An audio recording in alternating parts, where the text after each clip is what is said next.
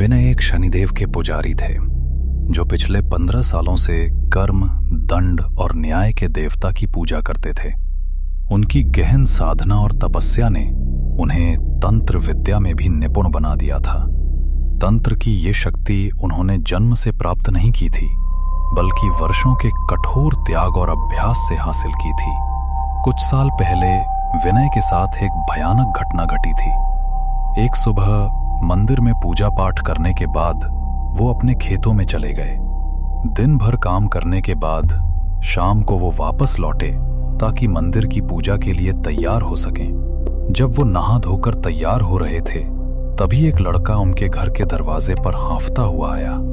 उसकी हालत देखकर विनय समझ गए कि कुछ बुरा होने वाला है। विनय ने उसे शांति से बैठने को कहा। उनके छोटे बेटे अमन ने उसे पानी और गुड़ दिया।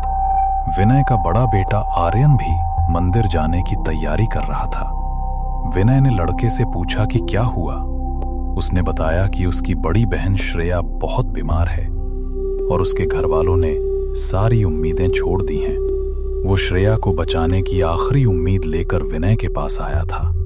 उसने बताया कि श्रेया को किसी अदृश्य शक्ति ने अपने कब्जे में कर लिया है और अगर उसका जल्द इलाज नहीं किया गया तो वो जीवित नहीं बचेगी। विनय ने उसकी बात ध्यान से सुनी। कुछ देर सोचने के बाद उन्होंने आर्यन को पूजा के लिए अकेले मंदिर जाने को कहा और अमन को घर पर ही रुकने का आदेश दिया। जैसे ही वो घर से बाहर निकले, उन्हें याद आया कि वो अपना सुरक्षा तावीज पहनना भूल गए थे, जिसे उन्होंने नहाने से पहले उतार कर रख दिया था। ये तावीज वर्षों की तपस्या से उन्होंने खुद को और अपने परिवार को बुरी शक्तियों से बचाने के लिए बनाया था। वो तुरंत वापस घर के अंदर गए, लेकिन तावीज उन्हें कहीं नहीं मिला। तभी अमन ने उसे पूजा घर से लाकर दे दिया। तावीज पहनकर विनय उस लड़के के साथ निकल पड़े। शाम के करीब 5 बजे थे। लगभग 1 घंटे पैदल चलने के बाद वे रुद्रपुर गांव की सीमा पर पहुंचे। वहां एक काली बिल्ली ने उनका रास्ता काट दिया। विनय इन बातों पर ज्यादा यकीन नहीं करते थे, लेकिन बिल्ली का व्यवहार अजीब था। वो उन्हें घूर रही थी, जैसे कोई चेतावनी दे रही हो। विनय समझ गए कि ये कोई साधारण बिल्ली नहीं, बल्कि एक अपशकुन का संकेत है। वे दोनों कुछ कदम पीछे हटे और जब मुड़कर देखा तो बिल्ली गायब हो चुकी थी। विनय ने भगवान का स्मरण किया और वे आगे बढ़ गए। वे श्रेया के घर पहुंचे, जो एक छोटा सा घर था। सबसे आखिरी कमरे में श्रेया को रस्सी से बांध कर रखा गया था। उसके माता पिता, भाई और मामा भी वहीं मौजूद थे। विनय ने पहले श्रेया की जांच करना उचित समझा। उन्होंने धीरे से कमरे का दरवाजा खोला। अंदर अंधेरा था, बस एक हल्की पीली रोशनी थी। श्रेया को एक खाट पर बांधा गया था। उसकी उम्र 13-14 साल की लग रही थी। उसकी मां भगवान शिव का जाप कर रही थी। श्रेया के हाथ पैर कसकर बंधे थे और उन पर काले दाग थे। उसके होठ सूखे थे और नाखून काले पड़ चुके थे। उसकी सांसें बड़ी मुश्किल से चल रही थीं। विनय ने घर वालों से कहा, मुझे लगता है कि इसे मुझसे ज्यादा किसी डॉक्टर की जरूरत है। श्रेया के पिता ने बताया कि वे डॉक्टरों को दिखा चुके हैं, लेकिन कोई फायदा नहीं हुआ। उन्होंने उसे बड़े अस्पताल ले जाने की कोशिश की, लेकिन गांव की सीमा पर पहुंचते ही उसकी तबीयत अचानक खराब हो गई। उसने खून की उल्टियां की और गाड़ी से कूद गई। फिर अजीब तरह से हंसने लगी। तभी उन्हें यकीन हो गया कि ये कोई बीमारी नहीं है। विनय ने आंखें बंद कर कुछ सोचा और कहा, ये कोई जादू टोना है। इसकी हालत बहुत गंभीर है। मैं कह नहीं सकता कि इसे बचा पाऊंगा या नहीं। अब सब कुछ ईश्वर के हाथ में है। वो श्रेया के पास गए और उसके हाथ को छुआ। स्पर्श करते ही श्रेया ने अपनी गर्दन उनकी तरफ घुमाई। उसकी आंखें बंद थीं, फिर भी ऐसा लगा जैसे वो उन्हें देख रही है। श्रेया का हाथ छूने पर एकदम ठंडा लगा, लेकिन अचानक वो बहुत गर्म होने लगा। विनय को ऐसा महसूस हुआ जैसे उनकी त्वचा के नीचे कीड़े रेंग रहे हों। जिस जगह उन्होंने छुआ था वो हिस्सा काला पड़ गया। वो समझ गए कि जो शक्ति श्रेया के अंदर है वो बहुत शक्तिशाली है। उन्होंने श्रेया के पिता को बाहर बुलाया और पूछा कि ये सब कब शुरू हुआ। पिता ने बताया कि श्रेया एक सुनसान जगह पर बेहोश मिली थी और उसके बाद से ही उसकी तबीयत बिगड़ती चली गई। जब विनय ने उस जगह के बारे में पूछा तो श्रेया के भाई ने बताया कि वो वही जगह थी जहां बिल्ली ने उनका रास्ता काटा था।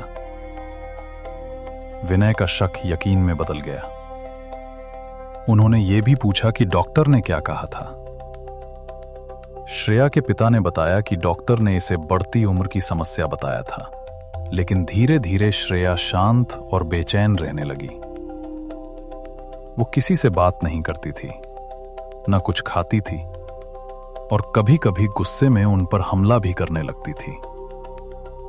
जब वो उसे गांव से बाहर ले जाने की कोशिश कर रहे थे तब खून की उल्टियां हुई और उन्हें यकीन हो गया कि ये कोई बीमारी नहीं है। श्रेया की मां रोने लगी। पंडित जी, अब इसे कोई नहीं बचा पाएगा। विनय ने उन्हें शांत किया। उन्होंने अपना सुरक्षा तावीज कस लिया और परिवार की सहमति से झाड़ फूंक शुरू की। उन्होंने श्रेया के पिता को उसके पैरों को कसकर पकड़ने को कहा और खुद उसके सिरहाने बैठ गए। उन्होंने मंत्र उच्चारण शुरू किया और अपनी उंगली से उसकी दोनों आंखों के बीच स्पर्श किया। मंत्र जाप शुरू करते ही उन्हें किसी बच्चे के रोने की आवाज सुनाई दी, लेकिन श्रेया के पिता को कुछ भी सुनाई नहीं दिया। विनय समझ गए कि ये एक छलावा है। उन्होंने आंखें बंद कर फिर से मंत्र जाप शुरू किया। श्रेया अब नींद में ही हंसने लगी और उसकी हंसी की आवाज बदल गई थी। वो समझ गए कि उनका सामना एक शैतानी ताकत से है। श्रेया ने अपनी लाल आंखें खोली और उन्हें घूरने लगी। उसकी आंखों में कोई डर नहीं था। फिर भी विनय ने मंत्र जाप जारी रखा। श्रेया का शरीर गर्म होने लगा और उसकी आंखें सफेद होने लगीं। तभी उनकी नजर उसके पेट पर पड़ी। उसकी नाभि के पास एक गहरा काला निशान बन चुका था। उन्हें अपना सुराग मिल गया। विनय ने श्रेया के पेट पर हाथ रखा। उसका पेट तेजी से ऊपर नीचे होने लगा। उन्होंने आंखें बंद करके उस शक्ति से संपर्क साधा। उन्हें पता चला कि ये जादू टोना उन्हीं के किसी रिश्तेदार, एक औरत ने उनके परिवार पर करवाया था। जैसे ही उन्होंने और जानकारी जानने की कोशिश की, वो बुरी शक्ति श्रेया के शरीर से बाहर आ गई। श्रेया अजीब तरह से रोते रोते हंसने लगी और एक अजीब आवाज में बोली, तुम इसे नहीं बचा पाओगे। उसने अपनी शैतानी ताकत से सारी रस्सियां तोड़ दी और दरवाजे से बाहर भाग गई। उसके पिता और मामा उसके पीछे भागे, लेकिन वो अंधेरे में कहीं गायब हो गई। विनय ने रोते हुए परिवार को ढांढस बंधाया। किसी ने जादू टोना किया है। एक बहुत ताकतवर प्रेत आत्मा ने इसे बंदी बना रखा है।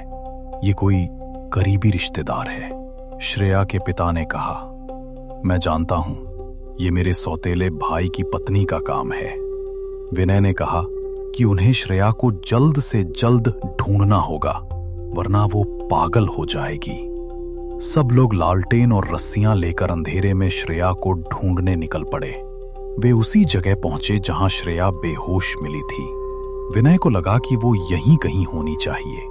कुछ ही देर में उन्हें एक पेड़ के पीछे एक बड़ा गड्ढा मिला।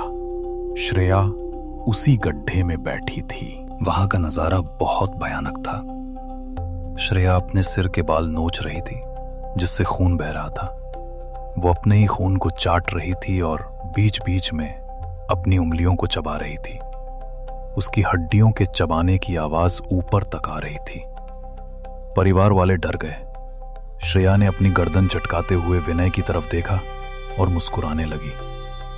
विनय समझ गए कि वो उन्हें देख रही है। उन्होंने श्रेया के पिता और मामा को उसे पकड़ने को कहा, उन्होंने उसे पकड़कर एक पेड़ से कसकर बांध दिया। विनय समझ गए थे कि यह प्रेत बहुत ताकतवर है। उसे बचाने का एक ही उपाय था, उसे अपने ऊपर लेना। उन्होंने ये निर्णय लिया और झाड़ फूक शुरू कर दी। वो मन ही मन में गुप्त मंत्रों का जाप करने लगे। श्रेया जोर जोर से चीखने लगी। वो प्रेत उसके शरीर से बाहर निकलने को तैयार नहीं था। विनय जानते थे कि ऐसी आत्माओं को भेजा ही इसलिए जाता है कि वे हार ना माने और जाते जाते किसी को हानि पहुंचाएं। इन्हें शरीर से बाहर निकालना बहुत मुश्किल होता है। इनसे छुटकारा पाने का एकमात्र उपाय था बदले में अपना कुछ देना। उन्होंने लड़ने की बजाय उस आत्मा को एक जगह से दूसरी जगह ले जाने का फैसला किया। उन्होंने उसे काबू में करने के लिए अपनी पूरी ताकत लगा दी। उनकी आंखों के सामने अंधेरा छाने लगा। उन्हें श्रेया की जगह अपना बड़ा बेटा आर्यन तड़पता हुआ दिखाई देने लगा। वो समझ गए कि ये एक छलावा है ताकि वो पीछे हट जाए, पर वो पीछे नहीं हटे और उस शैतान को अपने अंदर समा लिया। श्रेया के शरीर पर जो निशान था वो गायब होकर विनय के शरीर पर आ गया।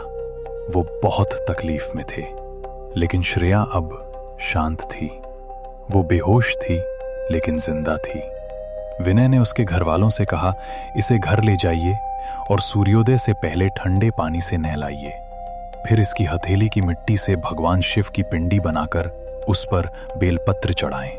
उन्होंने ये भी कहा कि वो शैतान उन्होंने अपने अंदर ले लिया है और उन्हें जल्द से जल्द मंदिर जाना होगा। विनय को पूरा विश्वास था कि उन्होंने उस शैतानी ताकत को काबू कर लिया है।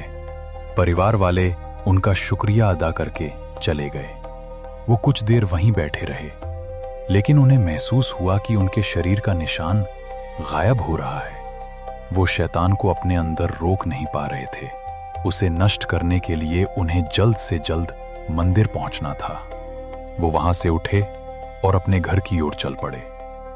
उनकी आंखों के सामने सब कुछ धुंधला रहा था। कुछ कदम चलने के बाद उन्हें रास्ते में एक परछाई दिखाई दी। वो अपनी आंखों को मसलने लगे। उनका शरीर शैतान की ताकत को सह नहीं पा रहा था। तभी उन्हें अपने बड़े बेटे आर्यन की आवाज सुनाई दी, पिताजी, मुझे बचा लीजिए। विनय ने खुद को समझाया कि यह सिर्फ एक भ्रम है। जहां तक उन्हें याद था, जब तक आर्यन के हाथ में वो चांदी का तावीज है, कोई भी प्रेत या पिशाच उसका कुछ नहीं बिगाड़ सकता। लेकिन अगले ही पल वो परछाई खून की उल्टियां करने लगी। वो किसी तरह उसके पास पहुंचे और उसे अपनी गोद में ले लिया। आर्यन ने धीरे से आंखें बंद कर लीं और कहा, पिताजी, मैं मरने वाला हूं, मुझे बचा लीजिए। फिर वो परछाई धीरे धीरे गायब हो गई। विनय का मन मानने को तैयार नहीं था। आखिर वो उसके पिता थे। उस भयानक ख्याल से डरकर वो अपने घर की तरफ भागे। वो कहां जा रहे थे, किस दिशा में जा रहे थे, उन्हें कुछ पता नहीं था। किसी तरह वो घर पहुंचे और दरवाजा खटखटाया। उनके छोटे बेटे अमन ने दरवाजा खोला। विनय ने घबराकर पूछा, अमन, आर्यन कहाँ है? अमन ने आश्चर्य से जवाब दिया, वो मंदिर से लौटा था।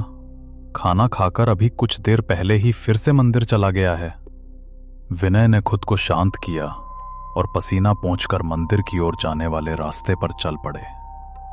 कुछ कदम ही चले थे कि अमन ने पीछे से पुकारा, पिताजी, भैया अपना तावीज यहीं भूल रहे हैं। ये सुनकर विनय के शरीर की सारी ताकत खत्म हो गई।